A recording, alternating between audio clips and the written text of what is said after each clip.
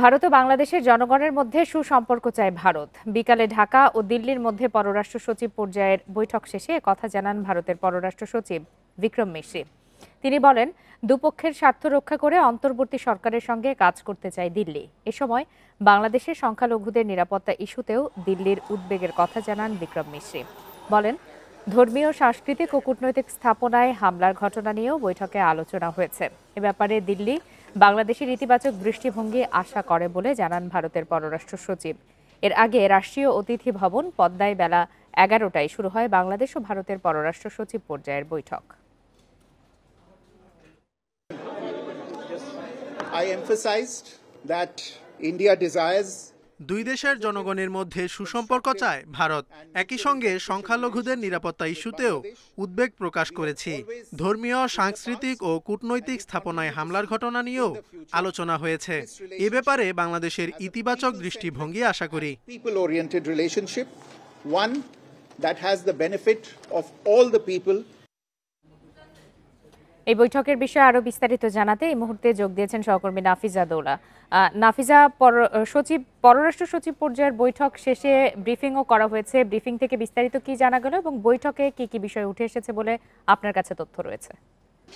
ঠিক বেলা সকাল 11টা থেকে বাংলাদেশ ভারতের পররাষ্ট্র সচিব পর্যায়ের বৈঠক শুরু হয় এবং সেই বৈঠক শেষে কিন্তু রাষ্ট্রীয় অতিথি ভবন পদ্মায় বৈঠকটি অনুষ্ঠিত হওয়ার পর পররাষ্ট্র মন্ত্রণালয় পররাষ্ট্র উপদেষ্টা তৌহিদ হোসেনের সঙ্গে বৈঠক শেষে বিকেলে আনুষ্ঠানিকভাবে একটি স্টেটমেন্ট পড়েন ভারতের পররাষ্ট্র সচিব বিক্রম মিশ্রি। তিনি জানান, দিল্লি বাংলাদেশের অন্তর্বর্তী সরকারের সাথে কাজ করতে আগ্রহী। সেই ইচ্ছের কথা তিনি এবার বৈঠকে তার ঢাকা সফরে তুলে ধরেছেন।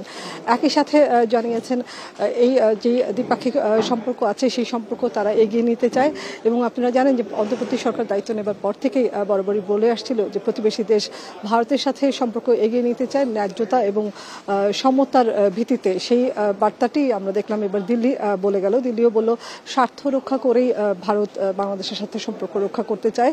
সেই ব্যাপারে তাদের যে আগ্রহের কথা সেটি অন্তর্বর্তী সরকারকে জানিয়ে গেছেন এবং ভারতের পররাষ্ট্র সচিব প্রধান পররাষ্ট্র সচিব তিনি যে বৈঠক করেছেন তাই সেই বৈঠক শেষে তিনি যখন প্রধান উপদেষ্টার সাথে বৈঠক করতে গেছেন রাষ্ট্রীয় অতিথি ভবন যমুনায়, সেখানেও আমরা জানি যে দিল্লির একটি উদ্বেগের জায়গা আছে। তারা বাংলাদেশি সংখ্যালঘুদের নিরাপত্তা নিশ্চিতের যে আহ্বান জানিয়ে আসছে সেই আহ্বানই এইবার ঢাকা সফরে বিক্রম মিশ্রি জানিয়ে গেছেন।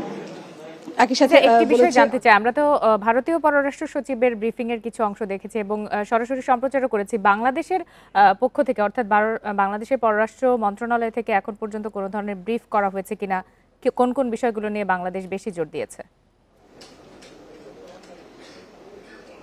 লোপা, আমি এই মুহূর্তে পররাষ্ট্র মন্ত্রণালয়ে আছে এবং এখানে আপনি যে আনুষ্ঠানিকতা দেখতে পাচ্ছেন সেখানে বুঝে দেখানো যাচ্ছে যে এখানে বাংলাদেশের পররাষ্ট্র সচিবের যেটি বক্তব্য আছে বা প্রেস কনফারেন্স আছে সেটি আসলে এখানে অনুষ্ঠিত হবে 5:30 নাগাদ এবং সেই 5:30টায় বাংলাদেশের পররাষ্ট্র সচিব জসিমউদ্দিন বাংলাদেশের পক্ষ থেকে আনুষ্ঠানিকভাবে সাংবাদিকদের জানাবে এবারে যে ঢাকা দিল্লি পররাষ্ট্র সচিব পর্যায়ের বৈঠক হয়েছে সেই বৈঠকে কি কি আলোচনা হয়েছে। দিল্লির বার্তা আমরা পেয়েছি, এবার ঢাকার বার্তা তুলে ধরবে বাংলাদেশের পররাষ্ট্র সচিব এবং অনেক ধন্যবাদ।